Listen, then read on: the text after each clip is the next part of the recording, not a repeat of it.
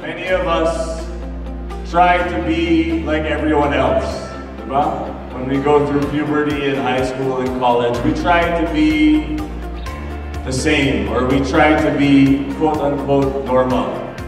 But I think as you grow older, you will realize that it is much better to be different, to be weird, to be different, to embrace your uniqueness, to embrace your originality.